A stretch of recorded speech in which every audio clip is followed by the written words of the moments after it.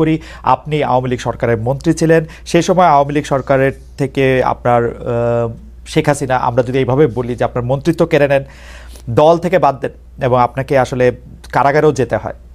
উপর থেকে আমরা যেটি জেনেছি যে আপনি হজ, তাবলিগ জামাত তা নিয়ে কথা বলেছিলেন, কিন্তু ভেতর থেকে আমরা যা শুনেছি সেটি হচ্ছে যে আপনার প্রধানমন্ত্রীর পুত্র জনাব সজীব ওয়াজেদ জয়কে নিয়ে প্রশ্ন করা, সে সময়কার প্রধানমন্ত্রীর পুত্র সজীব ওয়াজেদ জয়কে নিয়ে প্রশ্ন করায় আপনার,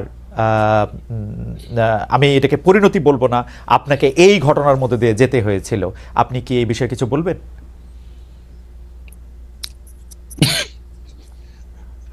প্রশ্ন করা এবং না করা হলো আমার চরিত্র বৈশিষ্ট্য। আমি যে কোনো বিষয়ে যে কাউকে আমি প্রশ্ন করেছি। আমি 1964 সালে কপের নির্বাচনে জনাব শেখ মুজিবুর রহমানকে প্রশ্ন করেছি এবং এমন কথাও বলেছি যে আপনি জাতীয়ভাবে যেমন গুরুত্বপূর্ণ, আমি আমার যত বয়স এবং অবস্থানগত কারণে আমি আমার জায়গায় তেমনি আন্তরিক, সৎ এবং নিষ্ঠাবান। তাই আপনি যে প্রস্তাব গ্রহণ করেছেন মনোনয়নের ক্ষেত্রে, এ ব্যাপারে আমার আপত্তি আছে।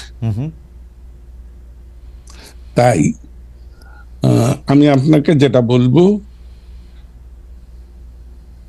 আমি জয় সম্পর্কে কোনো কথাই বলিনি এবং জয় আমাকে কোনোদিন কোনো কথা বলেনি। জয় তথ্য প্রযুক্তি মন্ত্রণালয়ের উপদেষ্টা ছিলেন, প্রধানমন্ত্রী, তথ্য মন্ত্রণালয়ের না, তথ্য যোগাযোগ মন্ত্রণালয়ের প্রধানমন্ত্রীর উপদেষ্টা ছিলেন। তিনি তাকে কি উপদেশ দিয়েছেন তা জানি না, আমাকে কোনো উপদেশ দেননি। বরঞ্চ আমি একদিন জয়কে বলেছিলাম বঙ্গবন্ধু স্যাটেলাইটের ব্যাপারে যে বাবারে এইটার কি করব। সে আমাকে স্পষ্ট করে বলেছিল যে বড় মামা, আপনি চায়না আর আমেরিকা সম্পর্কে সতর্ক হবেন।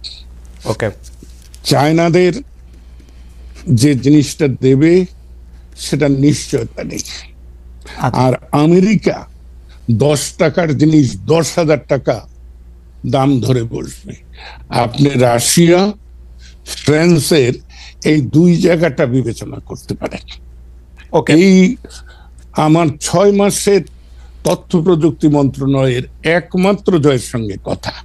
তবে যে কথাটি বলা হয় বাংলা ভাষায় কিন্তু অনেক রকম ব্যাপার আছে, সেটা বাক্য গঠনে। আমি বলেছি জয়কে, এ কথা আমি বলেছি, সেটা জয়কে প্রশ্নবোধক না। আমি বলেছি জয় হলো প্রধানমন্ত্রী শেখ হাসিনার পুত্র, জয় হলো বঙ্গবন্ধু শেখ মুজিবের দৌহিত্র, এই হিসাবে। কিন্তু চাটুকার খোসামতকারীরা শেখ হাসিনাকে কি বুঝিয়েছে আমি জানি না, এবং তবে বিষয়টা কিন্তু এখানে না। ওকে ওকে, আমি একটু মাঝখানে একটু বলি। তার মানে হচ্ছে আপনি এটুকু প্রশ্ন করার জন্য আপনার মন্ত্রিত্ব চলে গেল আওয়ামী লীগে? না না না না না না, আমার মন্ত্রিত্ব ওখানে যায়নি। আমার আওয়ামী লীগ থেকে বহিষ্কার ওখানে হয়নি, হয়েছে কায়েমি স্বার্থবাদ। আমি শাসন ব্যবস্থায় আওয়ামী লীগের অভ্যন্তরে যে লুটেরা শ্রেণী, আমি নাম ধরে বলি, শেখ সেলিম, হাসনাত আব্দুল্লাহ, লিটন থেকে শুরু করে প্রত্যেকের সম্পর্কে আমি প্রশ্ন তুলেছি। শেখ হাসিনা সম্পর্কে আপনি কোনো প্রশ্ন তুলছিলেন? কার সঙ্গে? শেখ হাসিনা সম্পর্কে না, আমি শেখ হাসিনাকে সবসময় হাসতে হাসতে বলতাম, কারণ এক সময় তো তুই তুকারি করেছি। 50-এর দশকের শেষ 58 সালে আমার সঙ্গে পরিচয়, তারপরে থেকে আমরা আমার অভ্যাস অনুযায়ী তুই তুকারি করেছি। কিন্তু আমি যখন 2001-এর জাতীয় সংসদ নির্বাচনে ভোট ডাকাতির কারণে পরাজিত হই, তারপরে আমি সিদ্ধান্ত নেই যে আমি রাজনৈতিক অঙ্গনে থাকবো কি থাকবো না, নির্বাচনী ব্যবস্থার মধ্যে থাকবো কি থাকবো না, তখন আমি নিজে নিজেই ভেবে নেই যে শেখ হাসিনাকে যদি আমি তুই তোকারি করি তাহলে শেখ হাসিনা আমাকে কেন সম্মান করবে। তাই আমি তখন থেকে তাকে আপনি বলা শুরু। ওকে, আমরা সরি আপনাকে ইন্টারাপ্ট করার জন্য, আপনি ওই জায়গায় বলতেছিলেন যে কেন আপনার মন্তব্য চলে গেল শেখ সেলিম, হাসনাত আব্দুল্লাহ, আচ্ছা, আমি সেইটা বলতেছি। জি সেইটা নিয়ে হ্যাঁ, সব জি ওই, যদিও তারা শেখ পরিবার দাবি করে, আসলে তো পরিবার বলতে কি নরনারী, তার সন্তান, বৃদ্ধ পিতামাতা থাকলে তারা, কিন্তু এরা তো শেখ পরিবারের আত্মীয় স্বজন।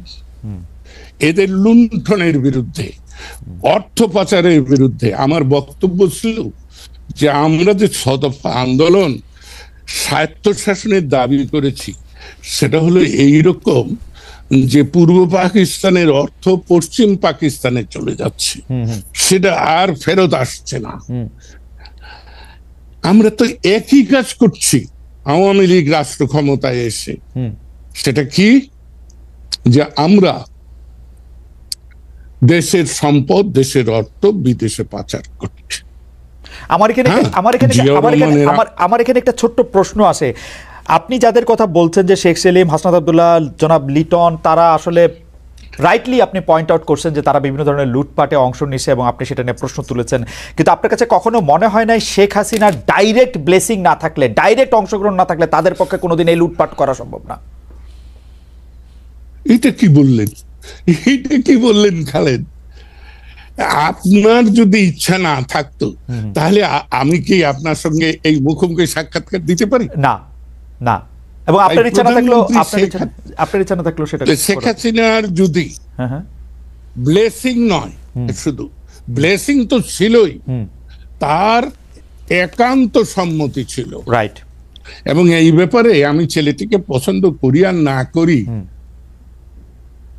সোহেল তাজ সে কিন্তু এক সাক্ষাৎকারে বলেছে যে আপা আমাকে বলেছিল যত পারো অর্থ জোগাড় করো। আমি কিন্তু শেখ হাসিনা সম্পর্কে আমার খুব উচ্চ ধারণা ছিল। আমি মানুষের খোঁজ খবর নেই না, আর আমি কারোর বিরুদ্ধে যতক্ষণ পর্যন্ত সুনির্দিষ্টভাবে আমি আমার এই প্রত্যয় না জন্মে যে এই ঘটনাটি সত্য, ততক্ষণ পর্যন্ত আমি কারো সম্পর্কেই মন্তব্য করি না।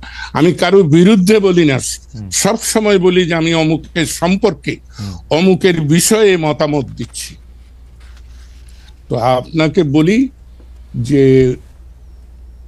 আমরা যখন আমেরিকায় যাই তার দুদিন আগে বাংলাদেশ আওয়ামী লীগের কার্যকরী কমিটি এবং উপদেষ্টা কমিটির যৌথ সভায় আমি প্রকাশ্যে এদের বিরুদ্ধে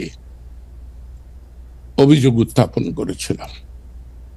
আমার এখানে আমি একটু ছোট করে দুইটা বিষয়ে জানতে চাই যে আপনি তো জানেন যে 2013 সালে যে নির্বাচন ব্যবস্থা, 2014 সালে যে নির্বাচনের মধ্যে দিয়ে আওয়ামী লীগ সরকার আবার ক্ষমতায় আসলো, সেইটাতে আসলে কোনো নির্বাচন হয় নাই। 154টা সিটে আসলে বিনা প্রতিদ্বন্দ্বিতা নির্বাচিত হওয়ার পর আসলে কারো কোনো ভোটের দরকার হয় না, আবার সরকার গঠন হয়ে গেছে। আপনি ওইটার কোনো প্রতিবাদ করেছিলেন কিনা? এক। দুই হচ্ছে আপনি দল থেকে বহিষ্কার হলেন, মন্ত্রিত্ব থেকে বাদ পড়লেন, ফিরে এসে গত 10 বছরে আপনি এই কথাগুলি প্রকাশ্যে এরকম করে বলছেন কিনা বা বলতে চেয়েছেন কিনা, বলতে কোনো বাধা পেয়েছেন কিনা? জনাব খালেদ মহিউদ্দিন, আমি আপনি 2012 সালের বাজেট অধিবেশনে আমি স্পষ্ট করে বলেছিলাম যে এটাই আমার সর্বশেষ জাতীয় সংসদে উপস্থাপিত বক্তব্য, কারণ আমি ভবিষ্যতে জাতীয় নির্বাচনে অংশগ্রহণ করব না। তারপরে শেখ হাসিনা ব্যক্তিগতভাবে আমাকে অনুরোধ করেছেন যে লতিফ ভাই আমাকে ছেড়ে যাবেন না, আপনাকে আমার প্রয়োজন। আমি শেখ হাসিনাকে যতটা সম্মান করি বা স্নেহ করি, সমর্থন করি, তার চাইতেও আমি বহুবার বলেছি আমার ব্যক্তিগত দুর্বলতা শেখ ফজিলতুন্নেসা প্রতি। আমি ছাত্রলীগ, আওয়ামী লীগ, শেখ মনি, আব্দুর রাজ্জাক এদের কারণে করতে পারতাম না যদি আমি শেখ ফজিলতুন্নেসার আশ্রয় না পেতাম। তাই ওই মহিলার প্রতি আমি আমৃত্যু কৃতজ্ঞ। সে কারণেও তার কন্যাকে আমি অনেক সময় বিষ হজম করে মেনে নিয়েছি। এবং আমি কিন্তু বলতাম যে দেখুন মাননীয় প্রধানমন্ত্রী, আমি খুব দ্বন্দ্বে থাকি, কখন আমি আপনার মান নষ্ট করি, কখন আমি আপনার মনে আঘাত করি, কারণ আমি সত্য মিথ্যা বুঝি না, আমি যা বুঝি তা আমি না। কিন্তু জনাব লতিফ সিদ্দিকী, আপনি যখন মন্ত্রী হলেন তখন সংসদে আপনার যে ভাষণ, সেখানে তো আমরা শেখ হাসিনার প্রতি আপনার একটা পুরো লয়ালিটি আমরা অনলি বিকজ যে তার মাকে আপনি এত যৌক্তিক কথা এত আগে থেকে এটা বলে থাকেন, কিন্তু তার মাকে যেহেতু আপনি মানে ভালোবাসেন বা শ্রদ্ধা করেন, তার জন্য তার কন্যার এই দুর্নীতি, এই অপশাসন আপনি মেনে নিয়েছিলেন।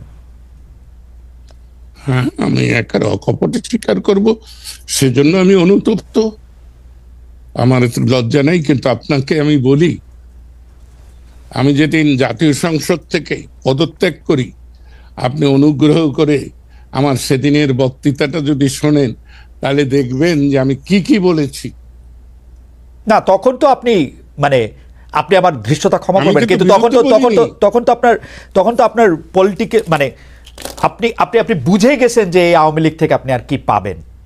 আপনাকে যে অসম্মানের মধ্যে দিয়ে আপনি শুরুতেই শুরু করেছিলেন, যেটি বলে যে অসম্মানের মধ্যে দিয়ে আওয়ামী লীগ আপনি যেতে হয়েছে ওনলি বিকজ আপনি পরিবারতন্ত্র, গোষ্ঠীতন্ত্র, লুটপাট, দুর্নীতি নিয়ে আপনি কথা বলেছেন। আপনি কিন্তু আপনার নিজের ভাইকেও আপনি ছাড় দেন নাই যখন আপনি দুর্নীতি নিয়ে কথা বলেছেন। সেখানে আপনি যখন এটি বলেছেন, তারপরও এর মধ্যে আপনি যাইতে হয়েছে এইটার জন্য, মানে আমি জানি না, মানে এটা আপনার জন্য একটু বেদনাদায়ক। তারপর আমরা একটু শুনতে চাই যে আপনি আসলে এই 10 বছর আর কি বলতে পারতেন বা বলা আপনার উচিত ছিল বলে আপনি মনে করেন কিনা। আমি সত্য কথা বলি। আমি আপনার যে লোকটি এখানে এসেছে তাকে কথা প্রসঙ্গে বলতেছিলাম যে 25শে মার্চের আগেও আমি স্বাধীনতা নিয়ে দ্বিধাদ্বন্দ্বে ছিলাম। 71-এর 16ই ডিসেম্বরের পর থেকে আজ পর্যন্ত বাংলাদেশ যে সকল সমস্যার মুখোমুখি হচ্ছে, আঞ্চলিকভাবে, আন্তর্জাতিকভাবে, এই বিষয়গুলো আমার আল্লাহ আমাকে বোধহয় এই জ্ঞানটুকু দিয়েছিল ভূ রাজনীতির পরিস্থিতি সম্পর্কে। তাই আমি চেয়েছিলাম পাকিস্তানের মধ্যেই একটা সমাধান, আমাদের স্বায়ত্তশাসন, বাঙালির অধিকার, বাঙালির মর্যাদা। কিন্তু পাকিস্তানিরা আক্রমণ করেছে। আক্রমণ করলে, যে শত্রু আক্রমণ করে, আমি তাকে প্রতি আক্রমণ করবই। তাই আপনাকে স্পষ্ট করে বলি, পাকিস্তান সশস্ত্র বাহিনীর বাঙালি সৈনিকরা সারা বাংলাদেশ আওয়ামী লীগের, ছাত্রলীগের কোন ব্যক্তি সশস্ত্র লড়াই শুরু করার আগে আমি 25শে মার্চ রাত্রেই সশস্ত্র লড়াইয়ের জন্য তৈরি হয়েছিলাম। এবং তারই মহান ফসল বঙ্গবীর কাদের সিদ্দিকী বীর উত্তম, এবং তারই ফসল টাঙ্গাইলের মুক্তিযুদ্ধ। তাই আমি অনেক বিষয়ে মেনে নিয়েছি, মেনে নিতে হয়। আমি কিন্তু বিপ্লবী নই,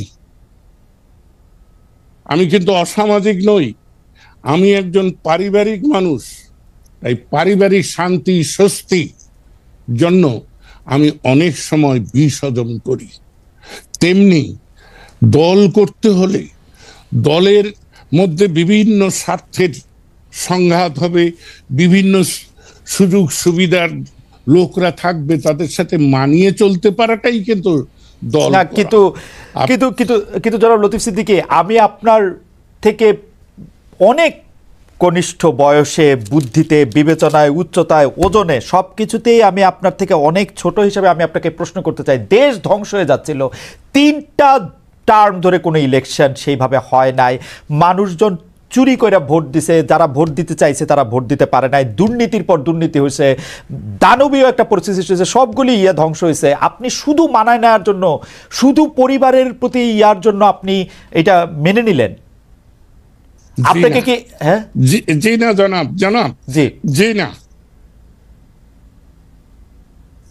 আমি ভবিষ্যৎ চিন্তায় আমি এটা মেনে নিয়েছি।